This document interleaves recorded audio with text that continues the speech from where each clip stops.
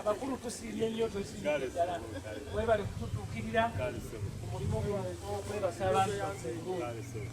tuwaddeyo emifaliso egyo tukyaleeta obuyambi bungi nnyo twagala okubanga tufuna detergents ezeetagisa hand washing facilities okubanga weeziri ate era tubaddeko meeting ne RDC okulaba nga tutusapootinga ku bantu ebyemmere ebyendya bannaffe abatakola ne isolation centers ennyini abantu abaleetebwa nabo tebana kyakulya so byebyo so tuli basanyufu nnyo era tukubiza buli omu mu kitundu kyaffe kino eky'Emityana okubanga tukwasiganyizaako ne office nezikola ku mirimu gino muli office ya DHO office ya RDC n'office zonna ekifo kino kinene okusinziira ku bwetaavu bwe tubadde tufuna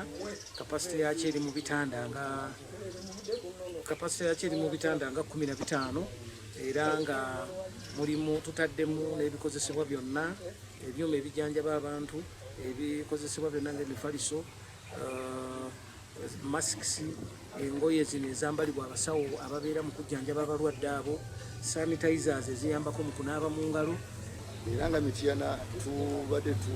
tuyambiddwa nti abantu batukubira amasimu ne batugamba kino naali wano omuntu yazze era ntusala amagezi netugendayo tubajjako omusaayi netubajjako n'ebintu ebirala birina okubajjako okulaba nga tubakebera basobola balina omulwadde oba tebalina era twebaza ne bannaffe tukola nabo civil society organizations abatuyambye nga tulina kitongole kyetuyita pact kitongole tukola nakyo kituwadde ebintu bingi okuyambako okulaba nga tutambuza omulimu guno gwa COVID-19 era batuwadde n'emifaliso gino gyetugenda okuteeka mu isolation bingi.